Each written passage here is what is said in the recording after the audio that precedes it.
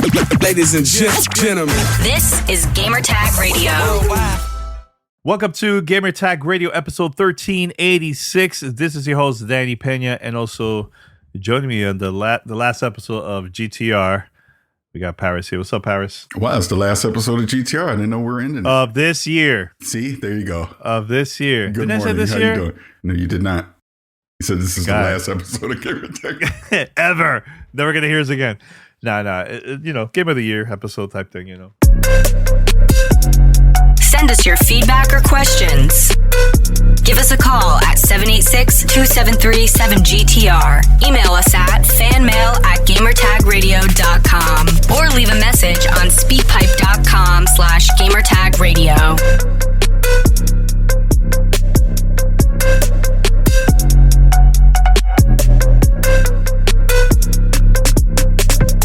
I think it's gonna be a good episode. I think it's gonna be cool. Actually, I'm planning to get recording from Ree. I don't know if we're gonna get something with Pete. I'm not 100% sure, but I know Ree's gonna give us like her honorable mentions, her top 5, all that stuff. So, but Parris, before we go to our game of the year, man, overall for you, 2024 overall gaming wise, as a fan of games, your thoughts? I mean, solid year. I mean, 2023 was just crazy because we got so many games all dumped into one year. But I think this, it was really good. It was a good year of games. I think there was a nice distribution throughout the year. Like I always felt like there was something new I wanted to play on the horizon. So we didn't really have any big dry spells during the year. So no, it was a good year. Good year game. Yeah, I mean, as a consumer, I think it's been a great year when it comes to that. There was a lot of surprises, I think, this year than previous years. A lot of surprises when it comes to like games that we never expected was going to be that good. Also, from the dev side, industry side, a lot of changes, a lot of layoffs, which is terrible, But hopefully next year will be a lot better when it comes to that. People getting new jobs. But here's the thing: what I see, I see in 2025, I can see more people creating their own studio independently. I think more than ever. I think there's gonna be a lot of that in the future. More than you don't think so? I personally think so. Let me be clear. I made the face because I agree with you in the concept of I would love to see it. I just think the current state of the industry with funding and everything, it's kind of rough trying to start a new independent studio right now. Yeah. I mean, we'll see what happens, after the next year, but I could potentially see that. I mean, there's a lot of people that I met throughout the year that they said they were going to go on that route. But hey, we'll see if it's going to be successful or not. I hope so. Another thing I was going to ask you, Parris, was there any surprises that not honorable mentions, not game of the year? Were there any surprises for you that you were like, wow, I was not expecting this game to be this good? Was there anything like that for you? 'Cause there was a couple for me. I mean, definitely. One of them is in my game of the year. I mean, I don't know if you want me to. No, don't say it yet. No, okay, but okay. One of them's in my game of the year top 5 was a huge surprise for me. I didn't think it would be as good as it was. Yeah, I mean, I'll say this one. I mean, the Plucky Squire. I mean, it was something that I was really anticipating for a while.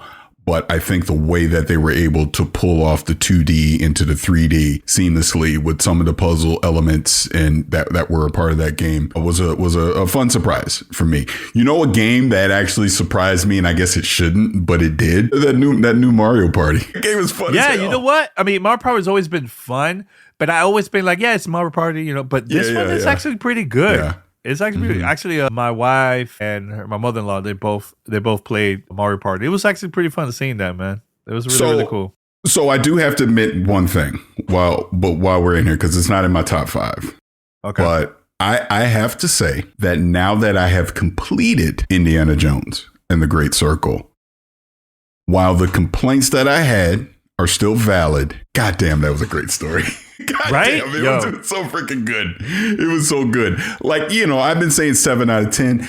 I'd almost be willing to put it up to an 8 just because of that. I mean, look, the AI is dumb as bricks. It just is. Again, I'm not trying to turn this into a complaint thing.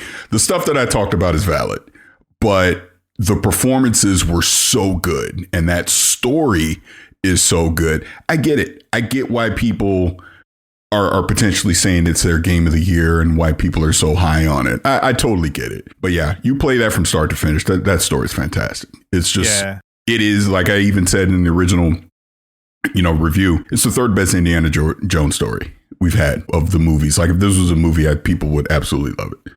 Yeah, I mean, I love the game. Like the story is fantastic. It's one of the best stories in a very long time. Actually, third best story in Indiana Jones story, 100%. I mean, I mentioned the review is better than the two last Indiana Jones movie. Way better. But I still have issues with the combat. It's like a hit or miss. Sometimes it works, sometimes it doesn't. Like you say, AI still there. But I think overall, there was more good than bad, in my opinion. When it comes to and I think that's what it comes down to. It's like while all those things are valid, and here's the thing about this, and then we'll move on.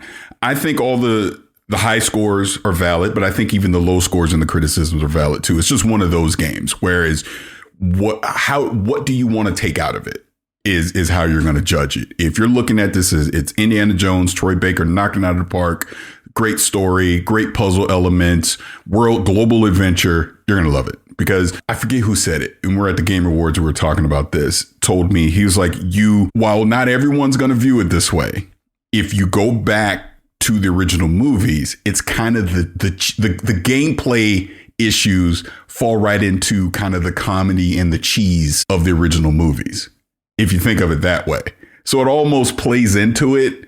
Well, then look, I don't think that's 100% valid. Like, that's how you should view the game. But I get it. Like, I was like, you know what? I get it. I can see that. So, yeah, I just want to say that on the record that, hey, look, it's fantastic. Definitely go play it. If you've not played it, it is absolutely worth your time. Now, one last thing before we go to the top five and everything. And, it's crazy, Parris. Like, we haven't recorded in so long to talk about these things. Everything has been like hands-on or interviews and so on. And again, this happened this year, so I just want to like get your thoughts about it. This is an Xbox conversation, like the marketing, the different point of views from people, the good, the bad from like the gamers. I personally think is a very smart way to market, and it's catchy. Like it kind of reminded me of like that early 2000s, the 90s type of marketing.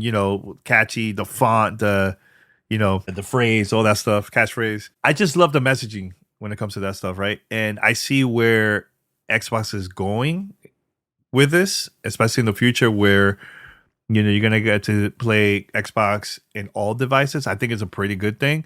But do you, Parris? We haven't talked about this, so I want to talk about it before we start our top five. Like, for you, what is like your thoughts about this overall? Because I think it's a great thing. It's going to open the doors to get more people to get into the ecosystem and play, Xbox games overall.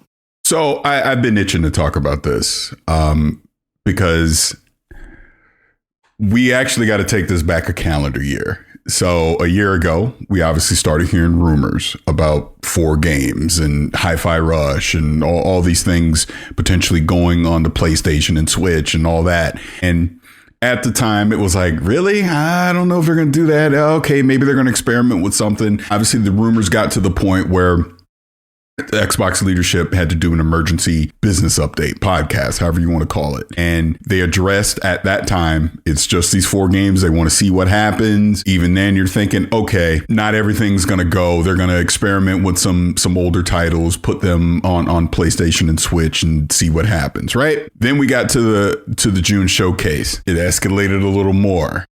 Then we got to Gamescom. We obviously saw Indiana Jones coming to PlayStation 5. Then we've seen some interviews since with Matt Booty and Phil Spencer, no red lines, case-by-case basis, all these things. I want to say, for the record, I have absolutely put my foot in my mouth over the past 12 months with this because I didn't think it was going here. I did not think this. So for that, I was wrong. People that want to clip me and criticize me, totally valid. But here's the reality of everything. This is an Xbox marketing strategy, all of that. They are no longer going to be tied to just the console. And in reality, they haven't been for years because they've obviously been putting their games day and date on PC. I've been saying it past few months, business of gaming is changing. They're being extremely aggressive with it. Not everyone. Look, Old heads like us, legacy people, we're not going to be happy about it. We're just not. That because we're used to the old model of you buy the console, there's games that are exclusive on it. That's the reason you buy the console and you go from there. Xbox is obviously looking at this and saying that's no longer what we're going to do. They've been third place as far as hardware goes for a while. They've realized they are not going to catch up with the old model. They're not going to be the market leaders. They've obviously invested $80-90 billion into acquiring Bethesda and Activision. You obviously got to recoup that cost. I'm assuming they've determined they cannot recoup that cost by just going with the old model. They need to be aggressive. They need to expand. The other part of this, the new generation, you are a parent now. I've been a parent for a while. I have used my kids as the test case all the time.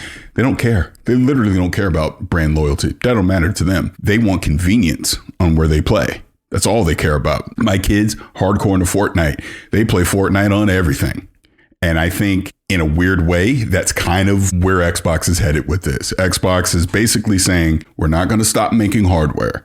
We will have a reference model of a console that will go into the next generation. It sounds like with rumors, potentially third-party companies are going to be able to make Xbox hardware. Obviously, we know the handheld's going to be a thing. I'm going to CES. This is going to be something we'll obviously see what Lenovo is doing. It's changing. Games are going to come to PlayStation and Switch, whether you like it or not, whether I like it or not, whether I think Halo or Gears should be on a PlayStation. I think they eventually will be. It sounds like from the Matt Booty interview, not everything will be day and date because it comes down if the studio can do it. If again, we're seeing an example with with the next Doom. This can be day and date on PlayStation because they're able to do it. Whereas another studio like Machine Games with Indiana Jones, maybe they couldn't have Indiana Jones ready day and date on PlayStation. So you're going to see basically timed exclusivity on Xbox until they can get the PlayStation version ready. And then obviously Switch 2 is coming. What games are going to be there? The whole point on this is, to wrap it up, Xbox is no longer going to do the classic exclusive with their games tied to their hardware.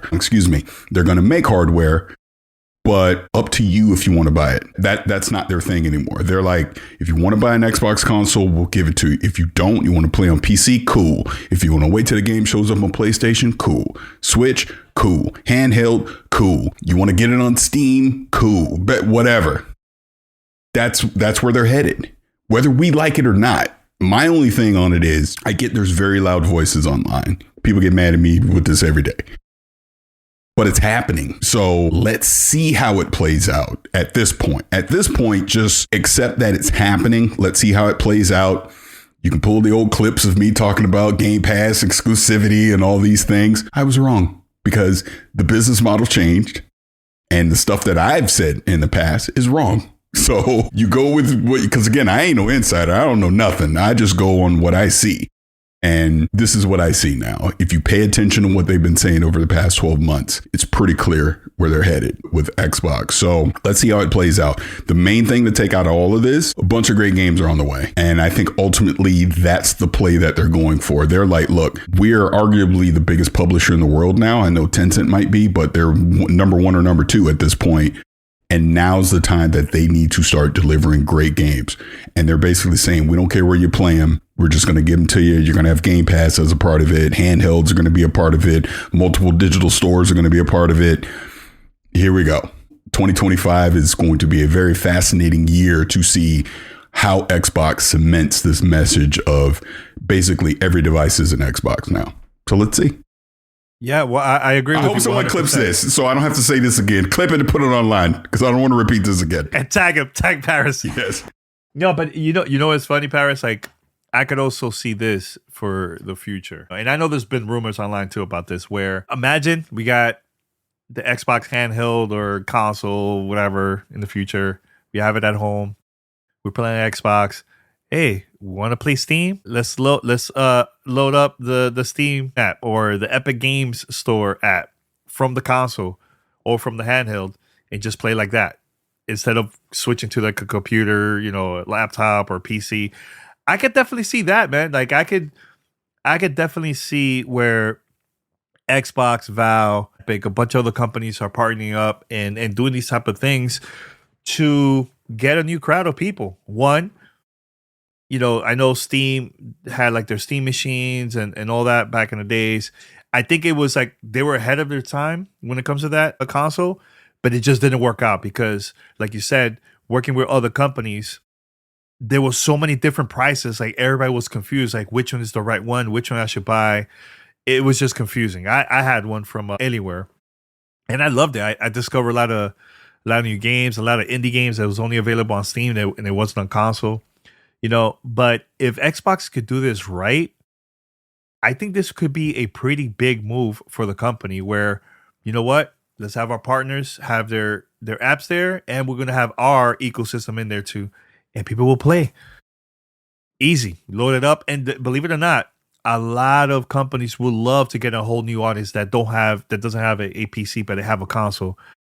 Get them into their ecosystem on Steam or Epic, and now there's an opportunity to sell their games through console players. You get what I'm saying? Like, I think that would be cool, and I think that's a great move, great move, because not everybody's can afford a PC. So I think this will be like another opportunity that no other company, no PlayStation or Nintendo, they're not doing that at all, and this will be an opportunity for Xbox. Yeah, I mean, someone, and I'm forgetting who said it, so I apologize, but I was just watching someone talking about this, and they had even said, as far as Xbox continuing to make hardware, right? Look, if there's 20 million people out there that still want an Xbox, they're going to make an Xbox for those 20 million people. Obviously, it's not going to compete with whatever Switch or PlayStation is doing from a number standpoint, but there's still going to be people that want that box that's sitting under their television that they just press a button and they play the games, right? Sure, we're going to run into a thing where not every third-party game is going to be on that device, right? Obviously, PlayStation games are not going to be on that device, but if Xbox makes enough compelling games that, and let's say it's reasonably priced, it's $3.99 or something like that, I can stick it under my TV and I press the button and I just play it. Couple that with Game Pass, there are going to be people that still want to do that. Again, with the rumors about them potentially opening up Xbox to third-party vendors, Microsoft, kind of like with the Surface. Surface is basically a reference model for Windows, right? Like, here's hardware that Microsoft recommends, specs, all that. You can then have an Asus, an Acer, or Lenovo, or whoever making their reference model Xboxes that they're probably more expensive, but they run at a higher reference point, frames per second, all these things, right? So that seems to be where they're going. Again, you're going to have your PC stuff, but you're still going to have stuff that sits under the TV. You're going to have these handhelds. It sounds like they're going to open it up so that, sure, you'll have the quote unquote Xbox or Windows Store on these devices, but you'll also have Steam on there as well. You also have the Epic Store in there as well, potentially. Like I said, I ain't smart enough to know if this is going to work. All I know is this is what they're about to do. So let's see how it plays out versus sticking our heads in the sand and pretending it's not going to happen and going, because what I see is people going, well, I'm mad now. I'm not buying an Xbox. I think they're okay with this because if you still want to play Fable, you still want to play Gears, Indiana Jones 12 or whatever, you're still going to go buy those games. So you're still investing in their ecosystem. That's what I see. I'm not saying this is right. I'm just saying this is what it looks like that they're doing. So let's see how it plays out over the next 24 months or so as we go into the next generation of games. And hey, maybe it works. Maybe it doesn't, but this is clearly the strategy that they're taking. So let's see. Hey, look, and we mentioned this a long time ago, Parris. I can see PlayStation now porting games on Xbox. There's a rumor going on now that Lego Horizon, I forgot the name, Lego Horizon game, it's rumored they're going to be ported on Xbox. Here's the thing.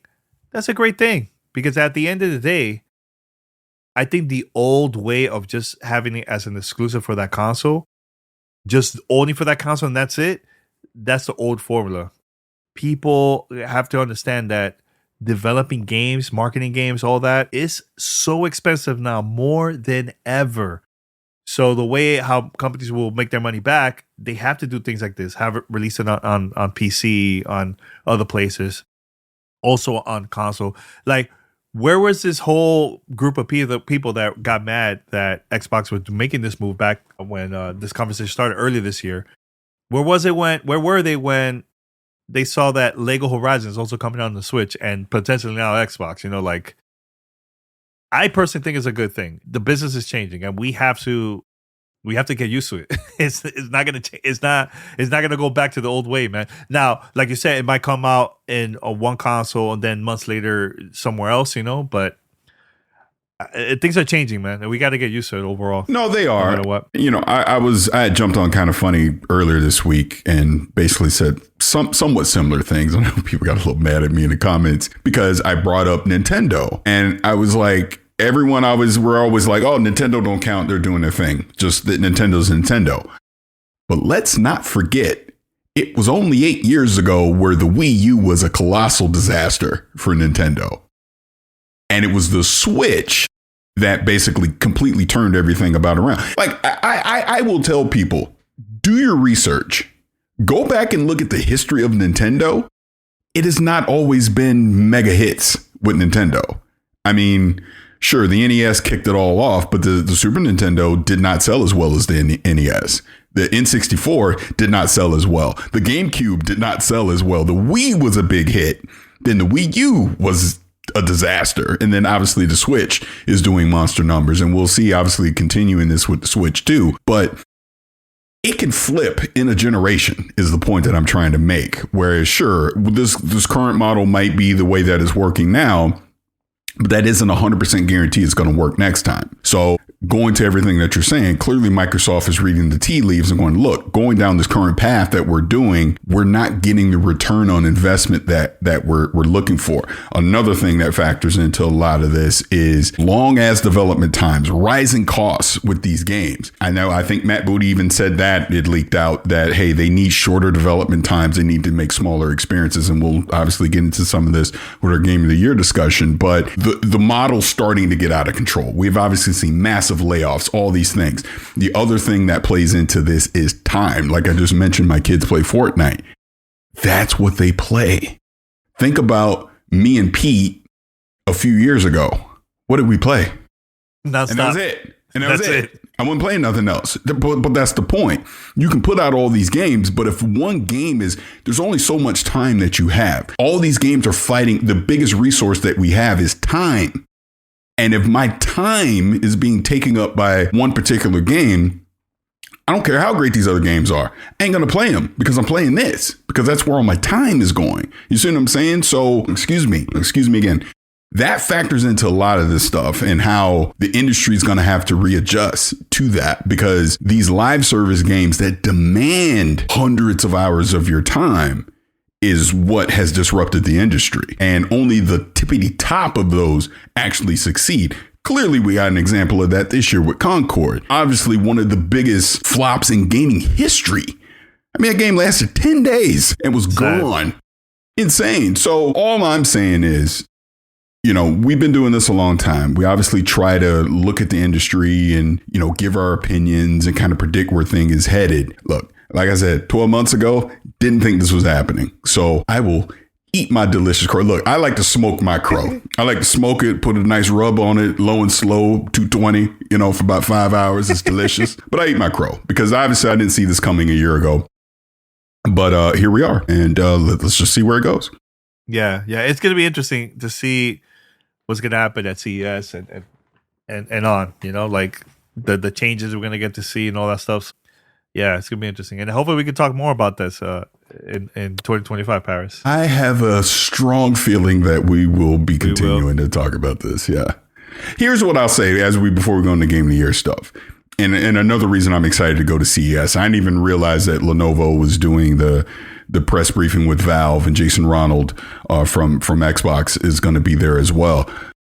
That's going to kind of give us a peek into where some of this is headed. I know Jez and Tom Warren and a few other people have been saying that by the end of January, this is an Xbox is going to make a lot more sense. So something's happening. What it is, I'm not 100% sure. There's crazy rumors, obviously all that. But I personally think, and I might be eating some more crow, but I think Xbox is about to do something very disruptive. So let's see what happens. Yeah. Ooh, this is good because, it's happening during our 20th anniversary. So, yeah. all these conversations we're gonna get to see. So that's pretty cool. Really, really cool. All right, so let's go with our games of the year, Parris. Yeah, Let's do it. So what I'm gonna do is I'm also gonna be playing audio from potentially Pete. I don't know. We'll see.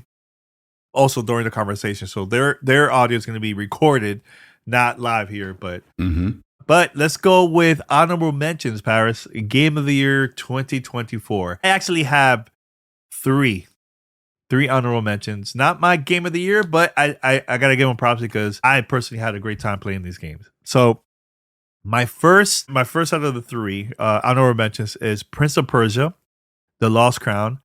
I remember playing this for the first time. I think it was last year, Summer Game Fest / Ubisoft event that they had, a hands-on event, and I had a great time with the game. I love the cast that they have in there, the way how you play it, kind of like a Metrovania type of game. I had an amazing time. Plus, all the features in there for accessibility, really high up there. It's just sad that seeing the numbers where not a lot of people given an opportunity. It came out in January of this year, and I'm glad that it got some type of award during the Game Awards. But I think I think this is a game that people should definitely check it out, no matter what. If it's on Switch, Xbox, PlayStation, also on Steam, it's everywhere. So this is a great game to play on a handheld. By the way, great game. Another one that I really enjoyed, not Game of the Year for me, but I had a great time playing it. Black Myth Wukong. That game is tough as hell. Love the intro. Really cool. I'm also glad to see that this type of game got nominated and also won 1 or 2 awards at the Game Awards. Really cool to see that. This game is a lot of fun. I think people should definitely check it out. Now, it's not an Elden Ring type of game, but it's not like open world or anything like that, so semi-open world, I will say. Semi, maybe? I don't know. And also one last game that I really enjoyed. And I'm glad that this came out date to date with the console version. Helldivers 2. Love the way how social media, how they were promoting it through there too. Love the game. It's a lot of fun playing with other with friends, 4 players and all that. So it's a lot of fun. I wish this game also come on other consoles, because this game is one of the best multiplayer games that I've seen from PlayStation in a very long time. So people should definitely check this out on Steam or on PlayStation 5. It's a lot of fun. Now, Parris, let me hear your honorable mentions for you for this. So first one I would mention is Dungeons of Hindenburg. It's a game that was you could play it on Game Pass, indie game. I thought it was fantastic. I loved it. I love those type of games. They're going into some of those dungeons and just the exploration that you do around the town, the social aspects of it with the conversations that you'll have with some of the NPCs. It was a lot of fun. I mean, again, shorter experience, in and out, wasn't too crazy difficult, but it was just a fun time. I know that probably won't be on a lot of people's list, but to me, that was like one of those hidden gems that you don't hear enough about that I definitely think people should check out for sure. The other one I mentioned already was The Plucky Squire. I loved it. I just love the game for everything that I already talked about. Like I said, that one, I think if you do top 10 lists, it's probably going to be kind of at the back end of a top 10. But I loved it. I love, obviously, just the visuals, the art style, the 2D to the 3D that they were able to do. Fantastic game that I believe, if you have PlayStation Plus, I forget which tier, but one of the PlayStation Plus tiers, you can play for free on there. So definitely, if you have that, I recommend people checking it out. Now, another one which had a lot of technical issues at launch, Flight Sim 2024. It's in a good place right now. We've obviously, look, I know I'm associated with it, but if you jump in and play it now, they fixed a lot of those technical issues that they had at launch, and you're into Flight Sim, hardcore, obviously people that are into it, but even from a casual standpoint, some of the career stuff that you can do now, it is a digital of planet Earth, which is insane. You can go anywhere that you can think of, you can go, and all the variety of planes that you're able to access, balloons, helicopters. There's just a lot of fun activities that you can do in there. I believe digital tourists is the word that they use for people that are new to it, casual. They make it very easy to just pick up a controller and go play. But if you want to go extreme hardcore, just have your own cockpit at home and just do everything, you can do everything. It, like I said, it is truly a simulation if you want to play it that way. So for me, those would probably be my honorable mentions. Games that I had, like I just started Black Myth Wukong, as you know, so I'll have more to talk about that on the next couple of weeks. But obviously, a lot of hype with that. We'll see. I did not play Metaphor, so I cannot. Yeah, so I know people are super hyped on that. So that would obviously be another one I think people should check out. But yeah, that would be me for honorable. Yeah, I love Metaphor. Metaphor is a great game. Here's the problem. Like, you know, it, like you said, Parris, especially when you're a parent, it's all about time, man. Like, that game is so long, and the story is great. Everything is great about the game. I have 20 plus hours now in the game, playing it. I just haven't finished it, so I can't recommend. I can't put it on honorable mentions if I haven't, completed for that type of game. Like Black Myth Wukong, very, very far, but it's not a game where I have to like finish it to actually talk about it. You get what I'm saying? Like Metaphor, right. It's a very long, game. So, but it's a good game. People should definitely check it out, man. It's really, especially if you love Persona, you're gonna love this one, man. It's good. It's really, really good. All right, so let's go with numero 5. Number 5, Parris. ¿Dónde está el lápiz? That's Parris. En la playa. En la playa. Doesn't make any sense for those Spanish speakers. Doesn't make any sense. Number 5 for me. Why do you get to go first? Why can't I go first? You want to go first? Yep, I do. I do. Go I'm ahead. I'm tired of you always taking the lead. Let me have some shine for once. All right, go ahead. Go ahead. Number 5 is The Legend of Zelda Echoes of Wisdom. Fantastic freaking game. I love this game. I first got a chance to play it in a preview at PAX, and I knew immediately, I go, oh, this is going to be dope. And the way that you get Zelda's taking the lead in this, obviously, I love the world that they've created with Hyrule here with Zelda and just using the echoes. Like, it's whatever damn near whatever your imagination can come up with as far as using some of the objects in the world to complete some of the puzzles and fight the bosses and just the open world battles. It's fantastic. Again, if you got a Switch, if you're looking for a great Zelda game to play, check out Echoes of Wisdom. It's great. Awesome. Now here's my number 5. You know, this is the game that I think I have the most hours out of all the games that I have this year, but it's still number 5 for me. It's Black Ops 6. I've been playing that game nonstop. I just love it. Is it perfect? No. Have I played the campaign? I play a little bit, but I'm playing more zombies and multiplayer. Warzone is like my least part of the game that I play but when it comes to like zombies and multiplayer, it's a lot of fun, man. So much fun. Like where graphically looks a little bit better than the previous games. The thing that I just don't like is the emojis when you win a match. Yeah, it's so cheesy. It's cheesy as hell. It's very, very cheesy. But overall, it's a lot of fun, man. Like, there's content every week. There's something new in there, man. You know, like I've been playing it nonstop. Now, also the thing that I like about this game, Black Ops 6, is pick up and play a couple hours, maybe an hour, and I'm done. Like, it's not where I'll be playing that like all day. I'll play a little bit here and there, due to time. So, and I was checking, Parris, I have 300 something hours on just Call of Duty this year alone. 300 something hours. It's crazy, insane that the amounts of hours that I have. And I was actually checking out my replay stats of like from Steam and also on Xbox, and Call of Duty is on the top of my list, man, for both versions, So you were going to say something about Black Ops?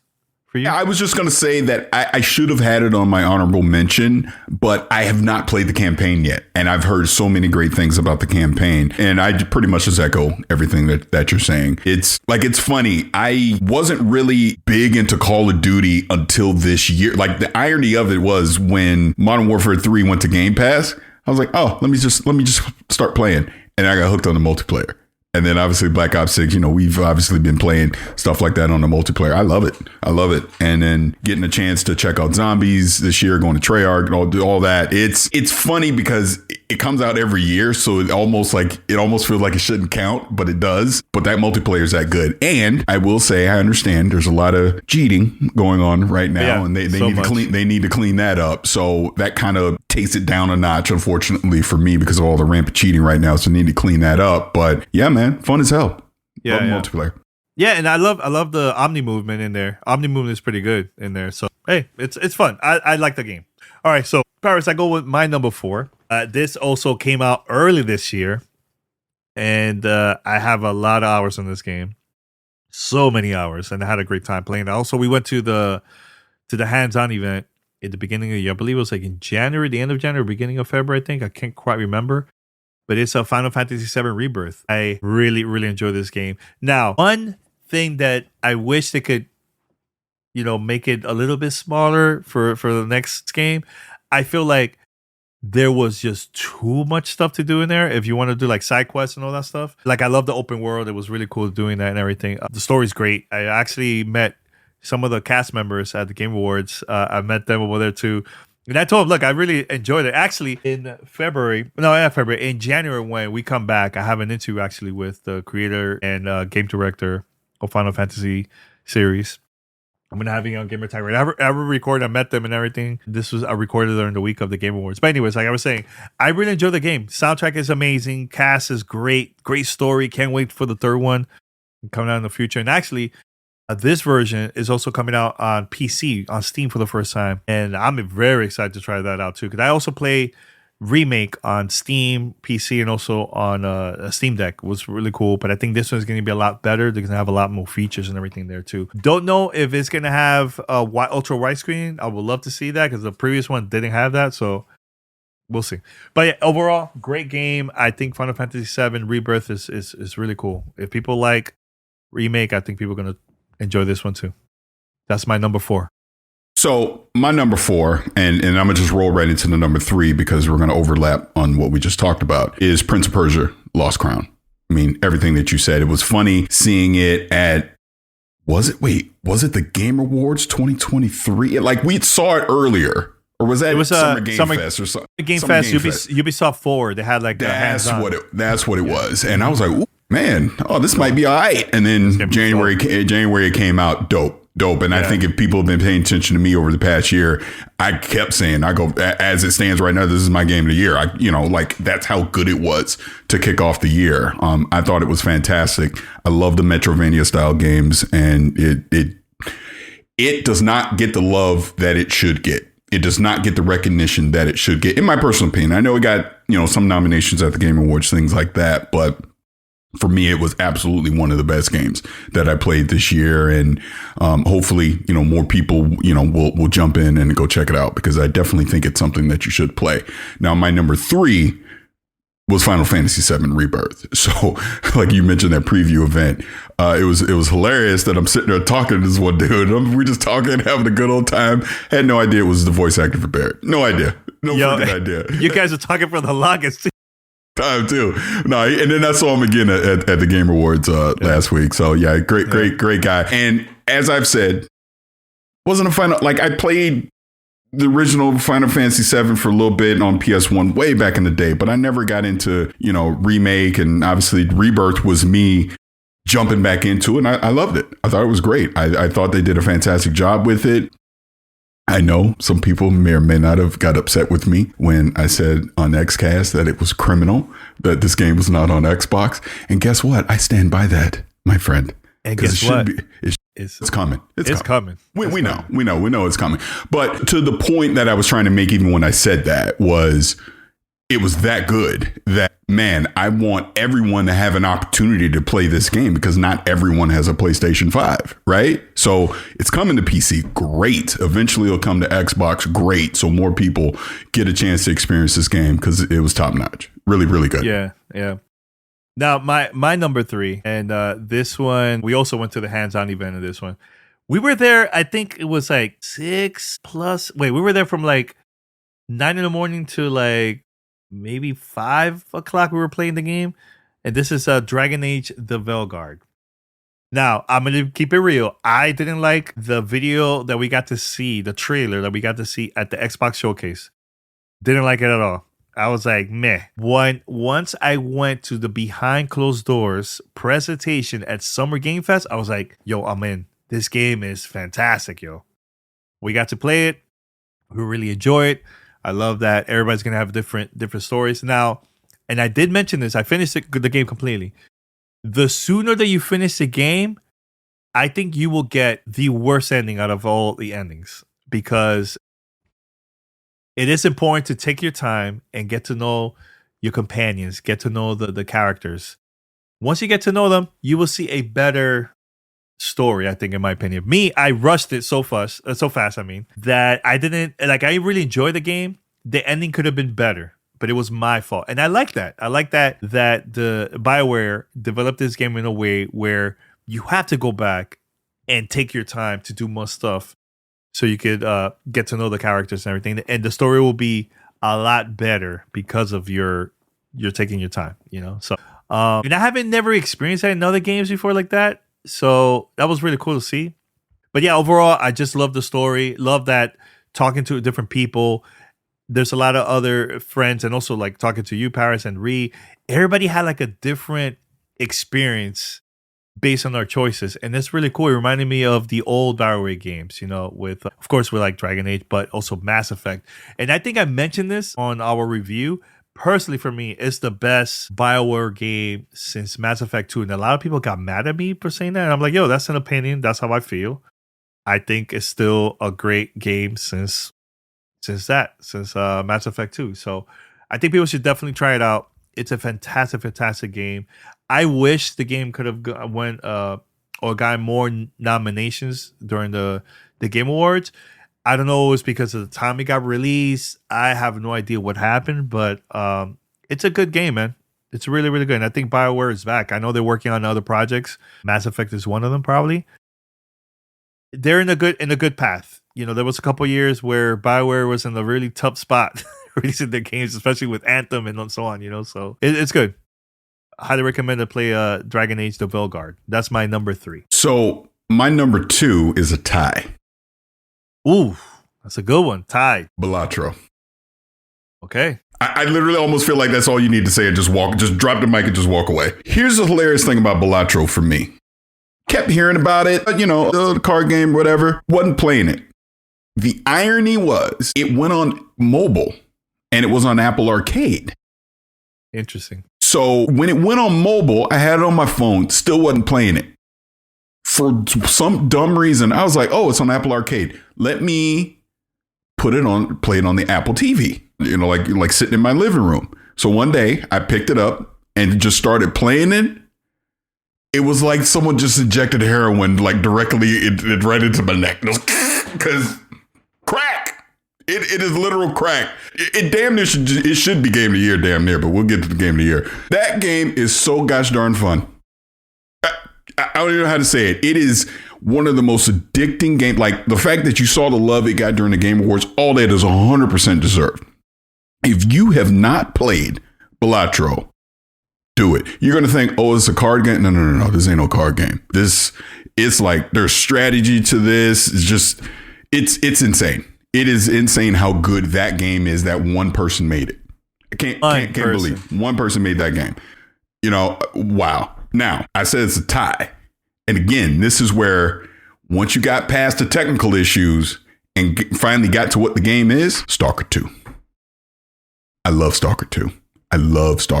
And it's funny. They had so many bugs before launch that I was like, okay, I'm like, it's okay. And you go watch the review, like I was on Kind of Funny talking about it.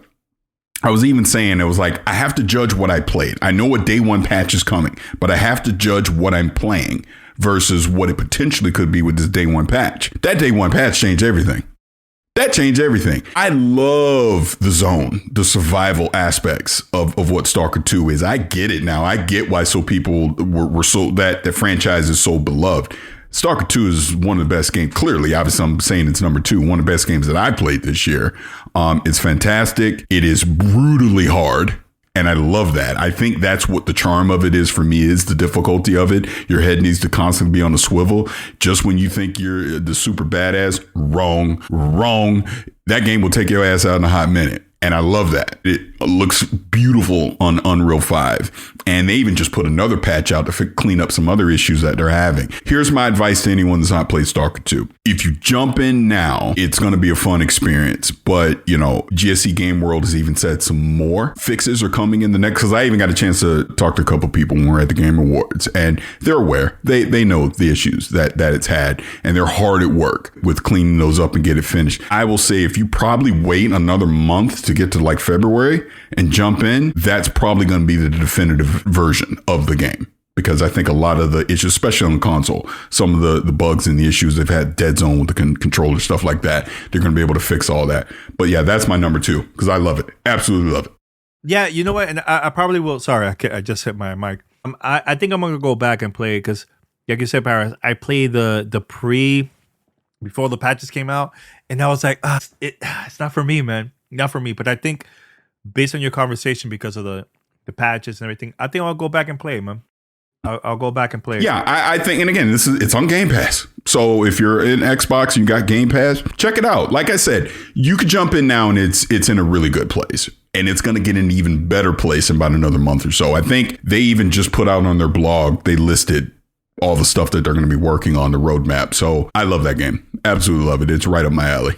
You know, I'm surprised you picked Stalker 2. Very surprised. Was not expecting that at all. I could see Balatro, I could see Parris talk about Balatro. You talked about it online. Stalker 2, really cool. Really interesting. All right, here's my number 2. I have a history with the studio that worked on this game, you know, and I think I mentioned it before on our show, previous couple years back. I think it was like in 2018. I think I mentioned this. Oh, I played this game called Grease. Years back. That game came out during a time where I was in a very difficult part of my life. Like I was having a lot of personal issues happening around that time. And Grease was the one that when I played the game, it helped me to forget all the crap that was going on. And I really, really got into that game. And I even thanked the developers. They're from Spain, actually. I can't remember their name. But I thanked them on Twitter, saying that, man, thank you for releasing this type of game. Like, it was very deep. Like, the game was a lot of fun. Story was it was really, really interesting and everything overall. So I remember I believe, I don't know if it was Summer Game Fest or was it Opening Night Live. I can't remember when I got to see the trailer for the first time. Well, maybe it was Game Awards. I can't remember. It was one of those three. Because Jeff is everywhere, so I don't know. I don't know which one is which. But I got to see their new game they were working on called Never. And I'm like, snap! It's the same studio. Oh man, I'm all in. So, shout out to Devolver Digital. They're always making they're always getting like so many cool games, man. So I got to play the game, and you have your character and her companion is a wolf. But I don't want to say much about the story because I really want you guys to go in not knowing anything, just play it. But man, I freaking cried playing that game, Parris. Like the story is so good. You will connect with these characters, and I just love it. Think of it as like this action adventure game right there, right? The music was so good, the art style in the game. In every level, the seasons changes and everything. And it was so good that, man, I got emotional when playing this game. It's one of those games where I'm glad this game got nominated and also won the Game Awards. I'm like, people need to experience this they need to experience this playing this, man. No matter what device, platform, just play it and just enjoy it. And here's the thing. The character, you hear saying never, because it's also calling her companion. But that's it. There's no dialogue in this game. Like, you might hear other stuff, but this is like the one that you hear 95% of the time. You hear the word never throughout the whole game. But man, it is so good. So good. This is art. That's how I'll call it. Like, it's a masterpiece in my opinion. So I'll give this a number 2 on my list from Game of the Year. So I should have had this in my honorable mention. Yo, when Neva would like get hurt and yelps, so gets good. you every time. You know, you're right. Everything you said is spot on. That's another one where I remember you were talking about it and some other people were talking about it. And look, full admission, I had the code. I was like doing other stuff, and then I was like, all right, let me sit down and play this. Yeah, dude, let me just say this before we move into number 1. These are the kind of games that I love. I love these type of games. Not everything needs to be the big AAA budget 100-hour game. Sometimes, 100%. Give me a good 8-10 hour experience. Hit me in the feels. I'm good. And that's what Never is. That's what Never is. Fantastic game. Yeah. Now, never so good. All right, number one, and I think we probably agree on this I'm one. pretty sure you and I are on the same page with this one. Okay. And anybody that knows me since September, I've been saying this, screaming from rooftops, and then definitely was peacocking last week. Astrobot. Astrobot's the game of the year. You kiss my tuchus if you think it's not. It is the game of the year. I freaking love this game. I had a smile on my face the entire time. Like, it's so funny because, I had that clip from GTR where I was talking about why I thought it should be game of the year. And I ran down the list because, people were getting mad at me. And I said it then, and I'm going to say it now. The only people that don't love this game is people that have not played the game. You ain't played it. 100%. Because if you played it, there's no way you did not love this game because, sure, it is a Mario clone. But so what? It is doing, I love the acceptance speech that they had. They talked about that because they gave a nod to Mario because, of course, no one's blind. We know this is taking elements from the 3D Mario games. But the fact that Team Asobi was able to do it at that level, and then they're celebrating 30 years of PlayStation at the same time.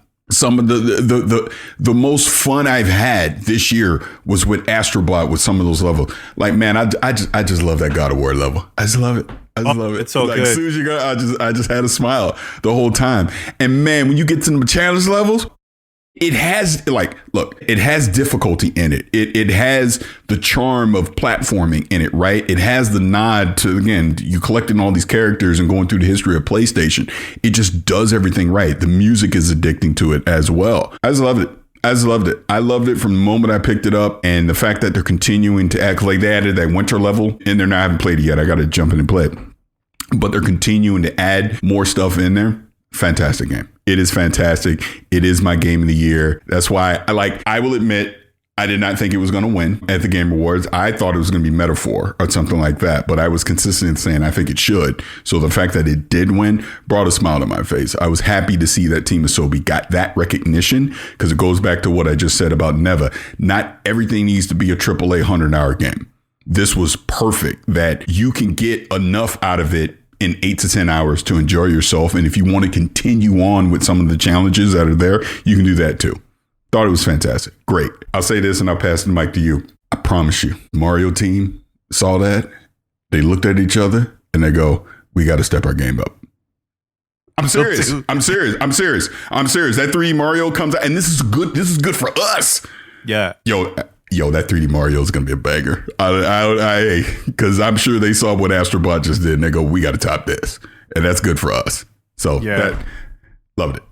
Yeah, I think the 30th anniversary PlayStation theme that I had in the game was perfect, of seeing all the different type of characters and IPs that helped made PlayStation throughout their whole 30 years. It was perfect. There was a lot of surprises in there, man, too. Like I know you mentioned some levels there, like the God of War level, there's a Horizon level that I'm like, oh my God, this is so cool, man. So cool that we were not expecting at all.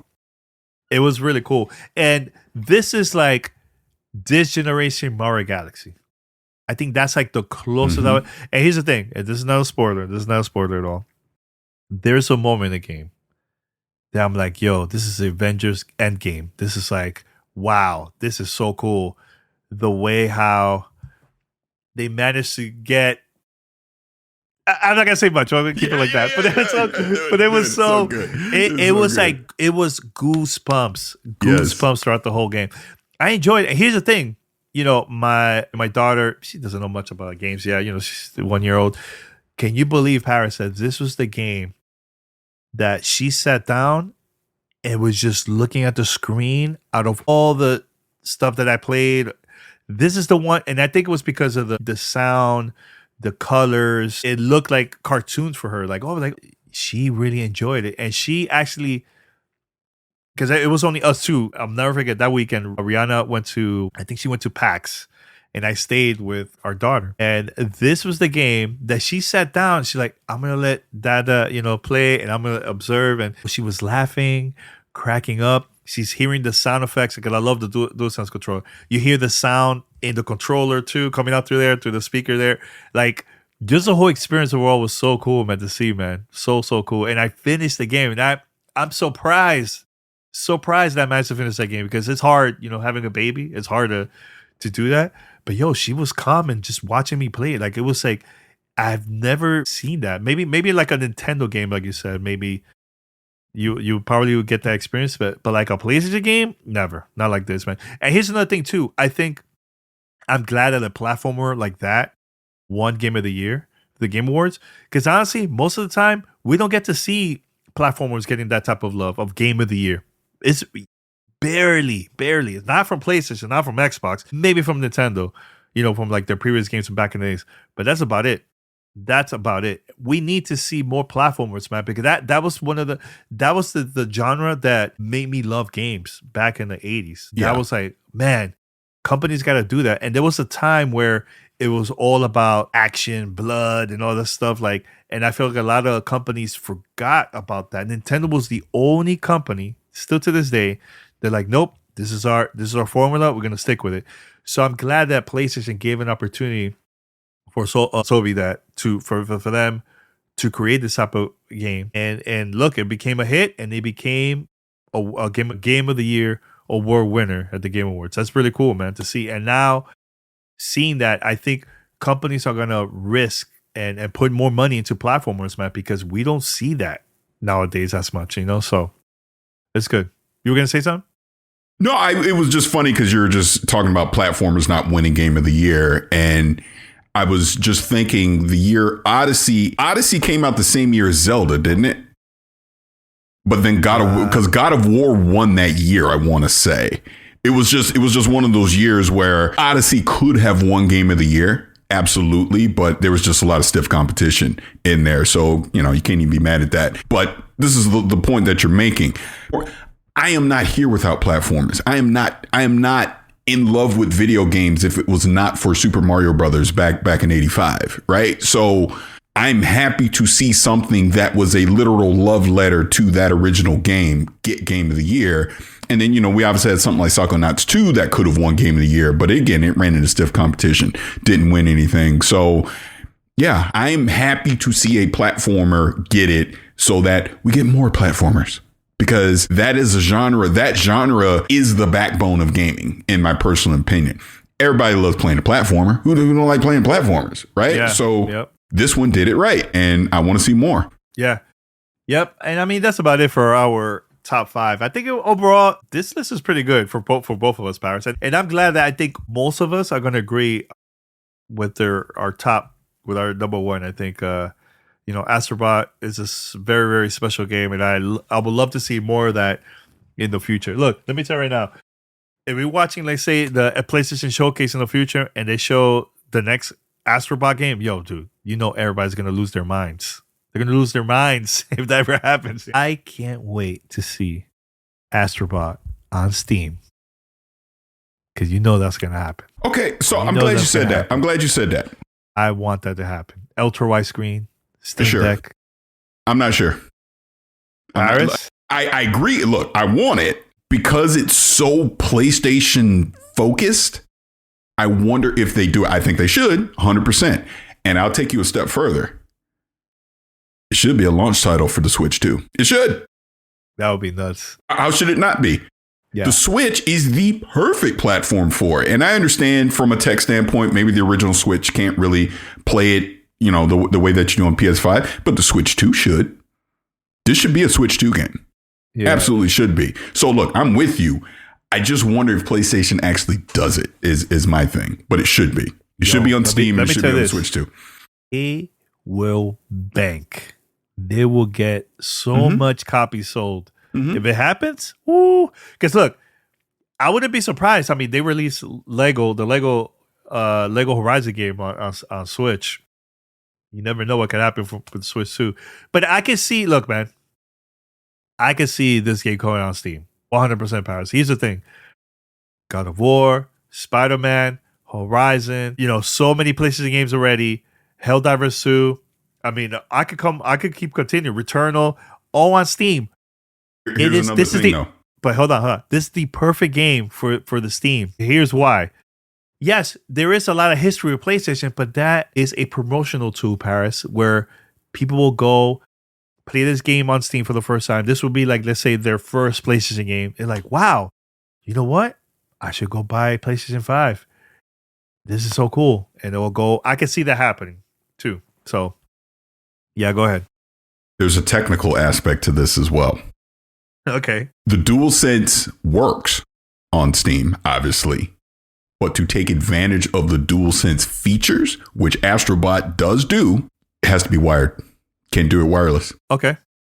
I'm just saying. So that is part of my thinking. If you can't, quote unquote, get the full Astrobot experience, because most people are going to use a DualSense wireless, telling people that now you have to tether yourself with a cable could be a deterrent. I'm just putting it out there because that is a limitation right now. Now, if PlayStation figures it out and gets the full DualSense features wireless, then, hey, we're good. And obviously, I'm sure the Switch 2, I'm sure a lot of the gyro stuff and all that you're able to do on that obviously fits right into Astrobot. So I don't think they'd have an issue there. But on PC, there is a limitation with the DualSense controller. No, I agree with you. Here's the thing. I could see that. And I agree with you, but I also disagree with you because look at this game, Ratchet and Clank. There's a lot of features in there in the console version that was not available. There's things that you literally cannot do that you have to use the DualSense for that you won't be able to do. Like there's sections of Astrobot you can't complete if it doesn't take advantage of the DualSense. That's my point. Yeah, I get it. But here's the thing. I think the studio could do something where like, hey, look, you know what? It's a port.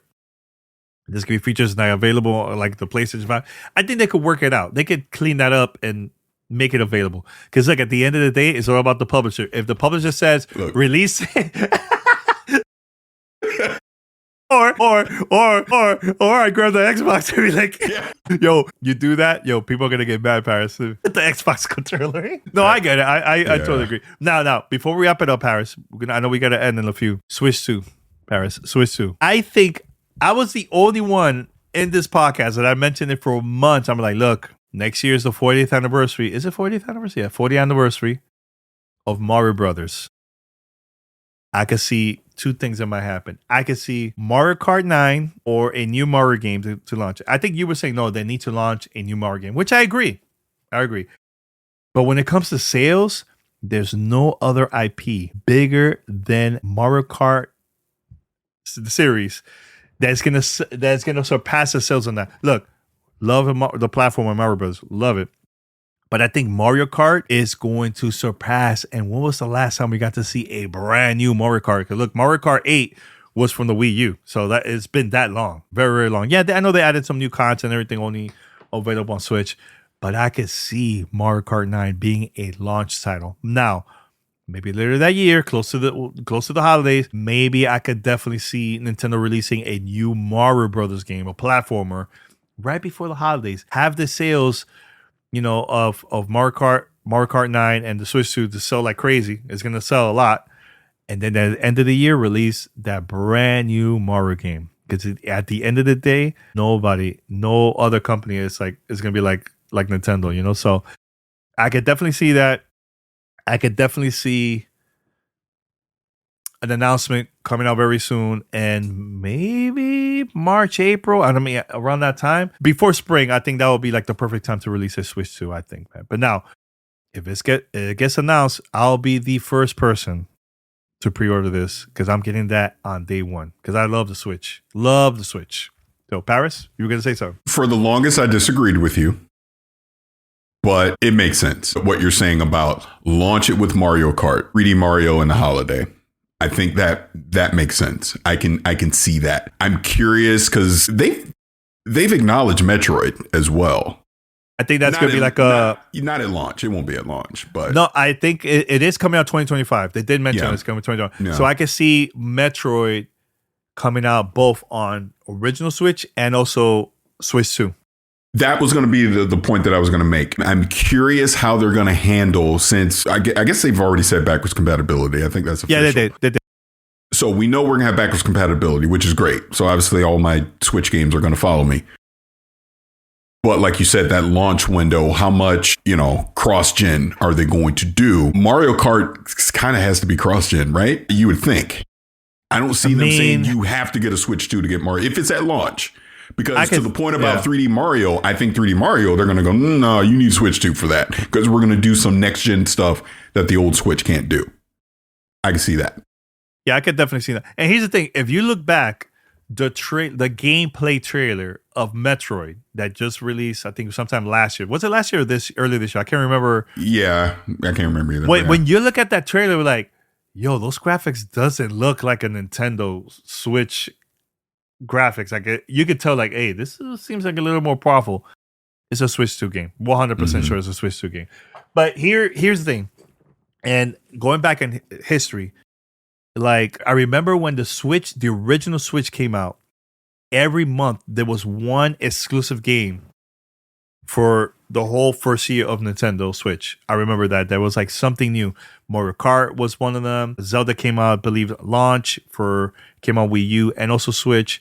There was like a lot of games throughout the whole year. I could see that with this one, from the release of the Switch 2 all the way to the end of the year, we're gonna get bangers, just exclusive. And then I think towards the end, like November, have a brand new Mario game.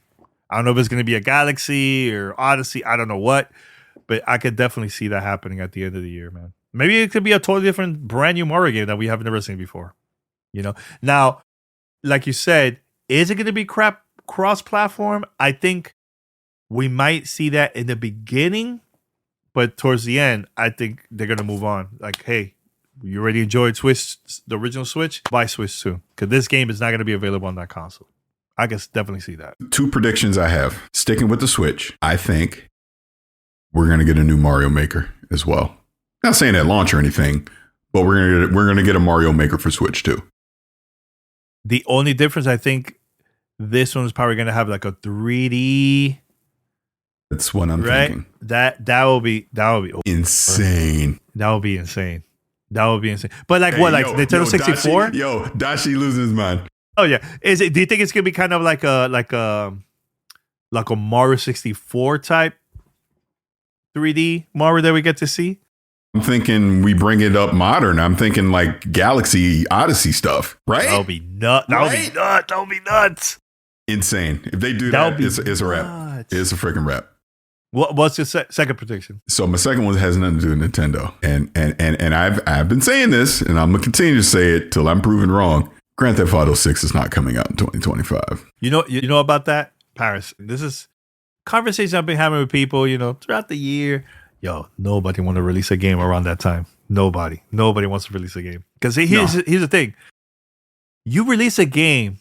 When when Grand Theft Auto comes out, everybody's gonna ignore that game, man. Because that's how strong. Look, I think the only company that doesn't give a crap about it, maybe Nintendo, like, I don't care, we release. Yeah, I think Nintendo could be like, whoa, we're putting out Mario. I don't care. Yeah, we're putting it up. Yeah, they don't care. Yeah. Every PlayStation, Xbox, any other third party, nobody's gonna do that. They're not gonna do it. And I'll say this because I see a couple comments in the chat. I'm not saying that like I hope it doesn't come out in 2020. I hope it does. I just think Rockstar's track record tells me it gets delayed. Just their history says, sure, they want to get it, but they're not putting that game out until it's right. Let's put it this way. They're not putting out a buggy ass Grand Theft Auto 6. That ain't happening. If there's technical issues, bugs, they don't think they can hit the date and get it right and polished the way that to their satisfaction, they'll delay it. And that's what I think is going to ultimately happen. I just think they'll get to a point. Look, don't be shocked when the tweet comes out with the yellow font or background or whatever and go, we have unfortunate news. We've decided to delay Grand Theft Auto 6 until spring of 2026. We want to make sure to give you the best experience, blah, blah, blah, blah, blah, blah. That's what I think happens. I can definitely see that. And this game was not been in development for 4 years. It's been way longer than that. Yeah, this way long ass time. Yeah. And you know what? I prefer to see that. Like, hey, if the game is not right, take your time. I want a masterpiece. Just take your time. Don't rush it because of the investors. No. Just take your time. I want a gem. It's just like I will give you another example, and you were with me when we were talking with him. I've seen people online thinking that The Witcher 4 is coming out in like 2026 or 2027. Ain't no way. No. 2028 at the earliest. 2020, I can see that. They just went into full production just now. And they said it on a podcast. They just said it to on a podcast when we interviewed them. Yeah. Even the offline conversations with them, it was like, no, this is years away. So I would not expect that game anytime. Like, in my opinion, when it comes to The Witcher 4, that's a next-gen game. That's not a current-gen game. Will they do cross-gen to where it's playable on PlayStation 5 and all that? Possibly. But I tell you this, they sure as hell ain't going to repeat the Cyberpunk 2077 fiasco with old gen. I know that. If it can't run properly on the current gen, I don't think they'll do it. I think it'll be a full next-gen game. That's just my opinion. You want to hear my prediction? It's a wild one, Parris. Mm-hmm. I'm listening. All right. Some people might not like this, but we'll see. I could see a game like Fable. Of course, it's going to come out PlayStation. I could see that happen. It's not even a. It's not at even this point. You should expect at this it. point. I could definitely see at launch. I could see Call of Duty Black Ops 6, Nintendo Switch 2. Mm-hmm. I could definitely see that. Mm-hmm. I also predict that Microsoft Flight Simulator 2024 is going to be available on PlayStation 5 and potentially Switch 2. I don't think that's a prediction. I think that's a spoiler. That's a spoiler? Okay. Well, I'm predicting. Switch 2 is a prediction just from the technical standpoint of it. But PlayStation 5, it's 100%. happening. It's happening. Yeah. It's 100% happening. I could see the Switch 2 being $400, $399. Do you see that? Or you think it's going to be more? $399 makes sense. Okay. I don't think they'll go above that. I could see a game like Master Chief Collection, Switch 2. I could definitely see that 100%. Mm-hmm. Also, of course, PlayStation 5. That's not even a given. Mm-hmm. But I think we're going to get to see a lot more games. Because right now, I see people only see the PlayStation 5 ports. But I think more than ever, once the Switch 2 gets announced, we're going to see more Xbox games on the Nintendo Switch platform in the future. 100%. I could definitely see. I mean, they've been doing it now with Minecraft. I could definitely see with Call of Duty, because I think Phil mentioned this that they have a partnership. The FTC stuff. They already said they never mentioned which game is going to be, but I think when we get to see the press conference of Nintendo Switch, it's going to be live in Japan, Tokyo, whatever, all the press. I think those are the games that we're going to get to see from Xbox that's going to be available there, man. I would love to see Game Pass in there. I don't know. That's not going to happen because Nintendo's not going to let that happen. But ports of these games that we got to play it on Steam, console, Xbox is definitely going to go Switch for sure. One final one, and this is more of a hope that the game even gets made. But if it does, Banjo-Kazooie's day and date on Switch too. 100%. Day and date. If they make another Banjo-Kazooie game, and I am saying if, because the little bit that I have been told is like, there's not one secretly in production. I've heard that multiple times over the past year. But if and or when a Banjo-Kazooie does happen, that'll be day and date on Switch too, because that just fits right into the narrative of what Xbox is trying to do. Your biggest audience for a Banjo-Kazooie game is going to be a Nintendo audience. So why the hell would you not put it on a Nintendo platform? Now, my question to you, Parris, do you think a game like Grand Theft Auto 6, do you think that could be potentially on Switch too, or that's like a future? I don't think the hardware can support it. I don't think so. Yeah, because you got to think, and we'll obviously know when it gets officially revealed. Switch 2 is essentially a PS4 and an Xbox One. A little bit more powerful than that. A little bit. Yeah, but that's my point. My point. So I think they're going bleeding edge with Grand Theft Auto 6 on PS5 and Series X. So I don't think so. Okay. I don't think that makes it Switch 2. Okay. And we know it's not happening at launch. They'll do a PC port before they do a Switch 2 port if it were to ever happen. Yeah. I mean, look, I can definitely see Cyberpunk, definitely see Alan Wake 2. Those type of games, I could definitely see that on like the Switch 2. 100% I can see that happening. Grand Theft Auto is a question mark. I don't know. Unless they do like a cloud version, maybe. That's like the only way that I could see that happening. But the chances of that happening, who knows? Yeah, it's funny you mentioned Cyberpunk, because the fact that they're putting it on Mac, and they even hinted in that last Red stream that they're not. They keep saying they're done, but they're not done. There's going to be something else. There's going to be something else with Cyberpunk. Yeah.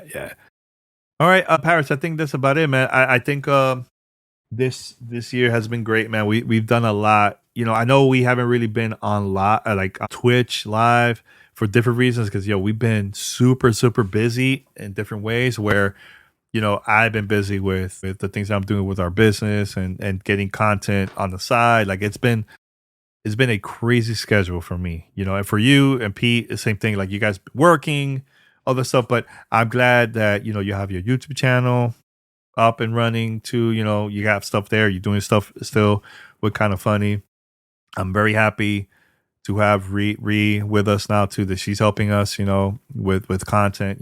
She can't be on the podcast here because it's difficult because of our baby.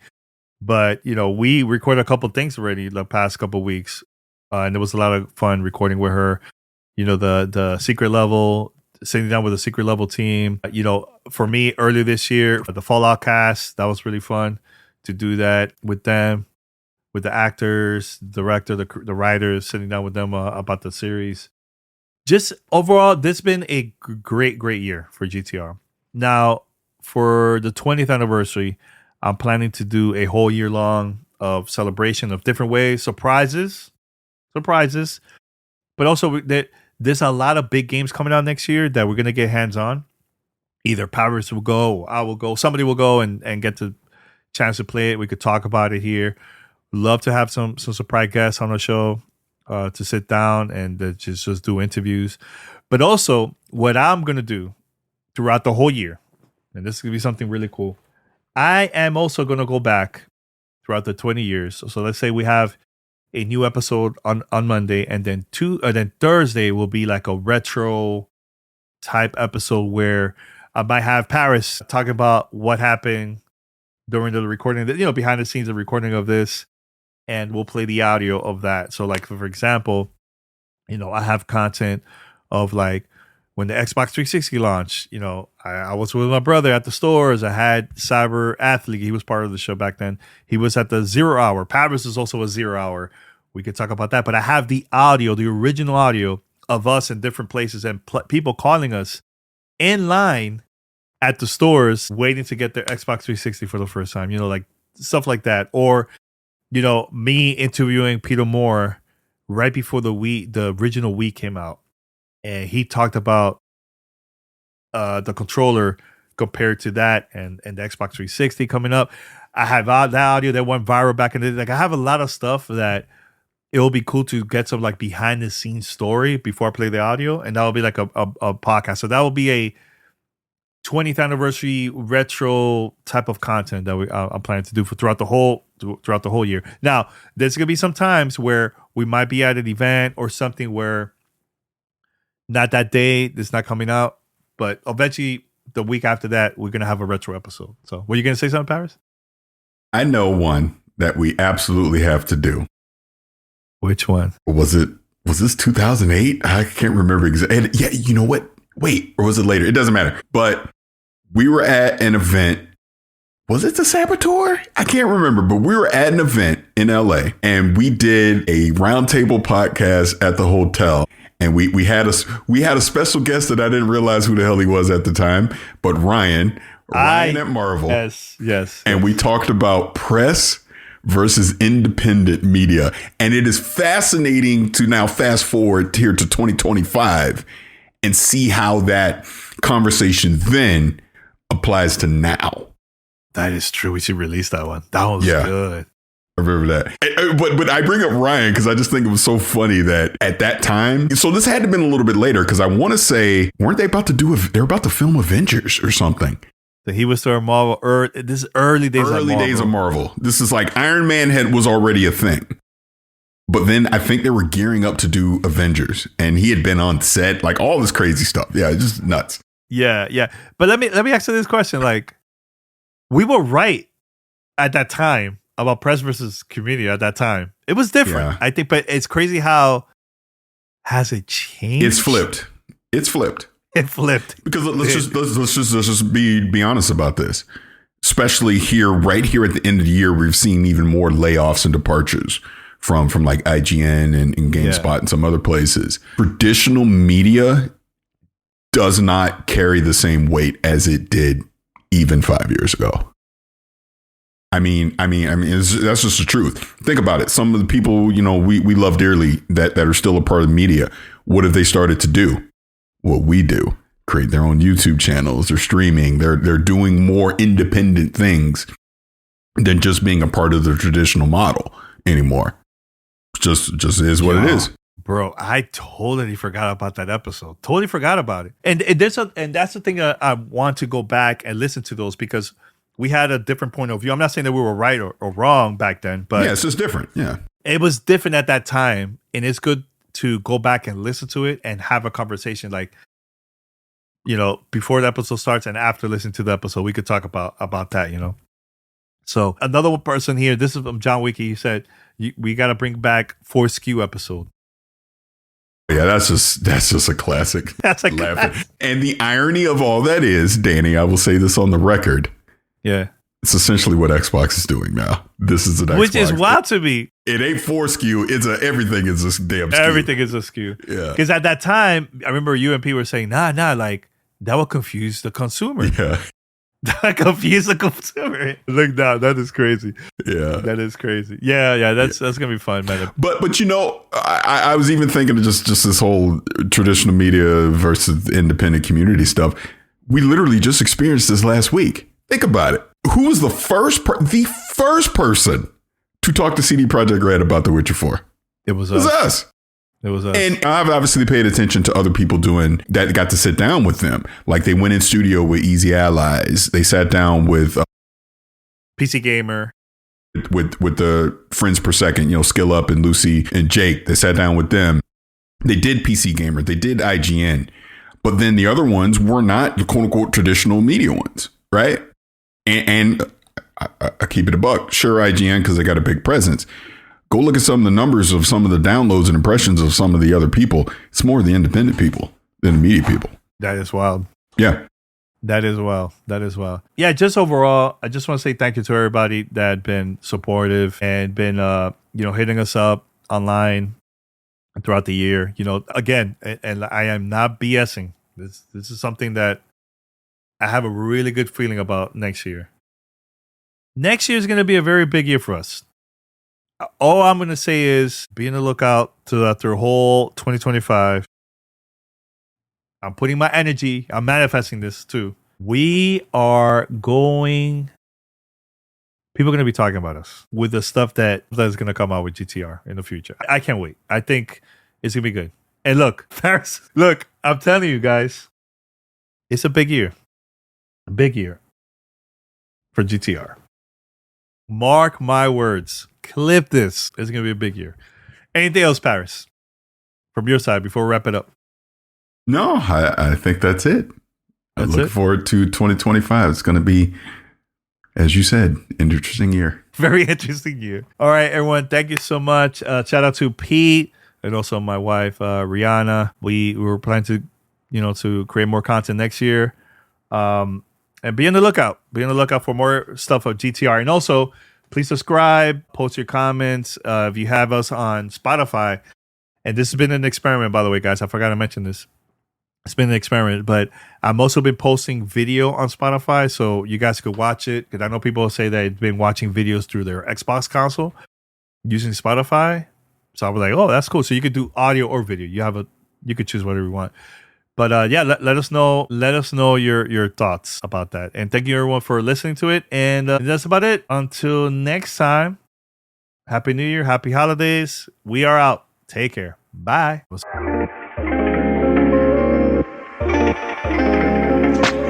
Thanks for listening to Gamertag Radio. Be sure to like us on Facebook and follow us on Twitter.